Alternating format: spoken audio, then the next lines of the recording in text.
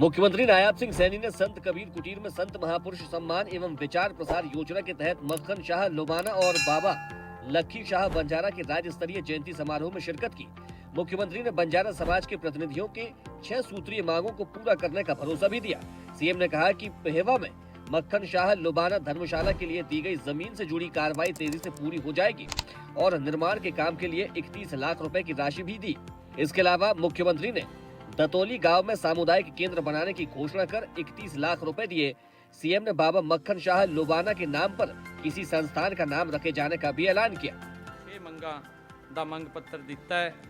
ਇਹ 6 ਦੀ 6 ਮੰਗਾਂ ਜਿਹੜੇ ਵੀ ਵਿਭਾਗ ਦੀ ਇਹ ਮੰਗ ਹੈ ਉਹਨੂੰ ਅਸੀਂ ਪੂਰਾ ਕਰਾਉਣ ਦਾ ਕੰਮ ਕਰਾਂਗੇ ਕਿ ਉੱਥੇ ਮਹਾ ਇੱਕ ਸਮੁਦਾਇਕ ਕੇਂਦਰ ਬਣਾਉਣ ਦਾ ਤੁਸੀਂ ਕੰਮ ਕਰੋ। ਉਹਦੇ ਲਈ ਤਾਂ ਮੈਂ ਅੱਜ ਹੀ 31 लाख रुपए मैं उसके लिए देंदा। मुख्यमंत्री नायाब सिंह सैनी ने कहा कि महापुरुष किसी एक जाति पंथ या समाज के नहीं होते बल्कि पूरे राष्ट्र की साझा धरोहर होते हैं। उनके विचार संस्कार और इतिहास केवल अतीत की विरासत नहीं बल्कि नए भारत और नए युग की प्रेरणा है। उन्होंने कहा कि लंबे समय के बाद हरियाणा में ऐसी सरकार बनी है जिसने महापुरुषों को सम्मान देने का काम किया है ताकि नई पीढ़ी उनके त्याग तपस्या और कुर्बानियों के इतिहास को जान सके। साथियों, जब आदरणीय मोदी जी के नेतृत्व में हरियाणा में सरकार बनी, पहली बार महापुरुषों को राज्य स्तर के ऊपर सम्मान देने का काम अगर किसी ने किया तो साथियों हरियाणा सरकार भारतीय जनता पार्टी ने किया है। मुख्यमंत्री ने कहा कि बंजारा लुबाना समाज ने सदियों तक देश की अर्थव्यवस्था को गति दी। अंग्रेजों ने साल 1871 में क्रिमिनल ट्राइब्स एक्ट बनाकर इस समाज को जन्मजात अपराधी घोषित कर दिया था। आजादी के बाद अयंगर समिति की सिफारिश पर 31 अगस्त 1952 को इस कलंक को समाप्त किया गया। इसी कारण 31 अगस्त को विमुक्ति दिवस के रूप में मनाया जाता है। मुख्यमंत्री ने कहा कि बाबा मक्खन शाह और बाबा लखी शाह का जीवन सेवा, समानता और समर्पण का संदेश देता है। इसी भावना के साथ प्रदेश सरकार अंत्योदय के सिद्धांत पर काम कर रही है।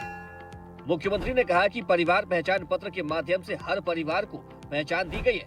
मुख्यमंत्री शहरी आवास योजना के तहत 14 शहरों में 15,250 परिवारों को आवास दिए गए हैं। मुख्यमंत्री ग्रामीण आवास योजना में 6,300 परिवारों को 100-100 गज के प्लॉट और घर निर्माण के लिए 1-1 लाख रुपए की मदद भी दी गई है। प्रधानमंत्री आवास योजना के तहत 1,56,000 गरीब परिवारों को पक्के घर दिए गए। डॉक्टर भीमराव अंबेडकर आवास नवीनीकरण योजना में सहायता राशि 30,000 से बढ़ाकर 80,000 रुपए की गई है और अब तक 85,815 परिवारों को 416 करोड़ रुपए की मदद मिली है।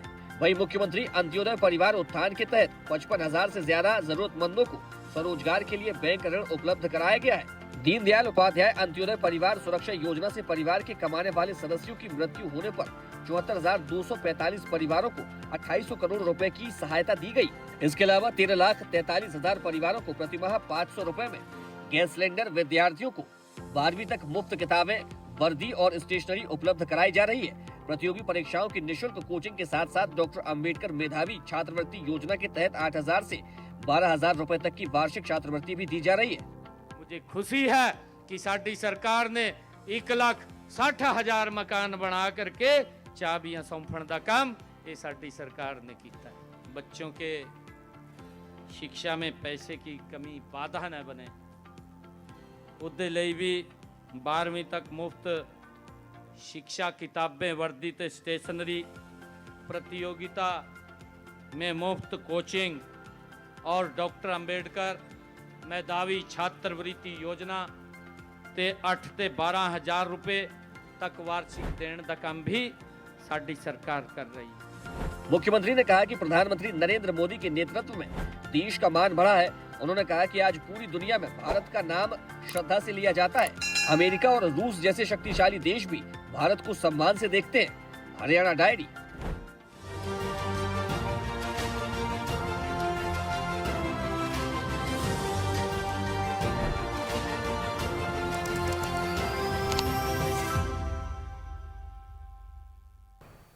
ऐसे ही वीडियोस के लिए लाइक करें, शेयर करें, फॉलो करें।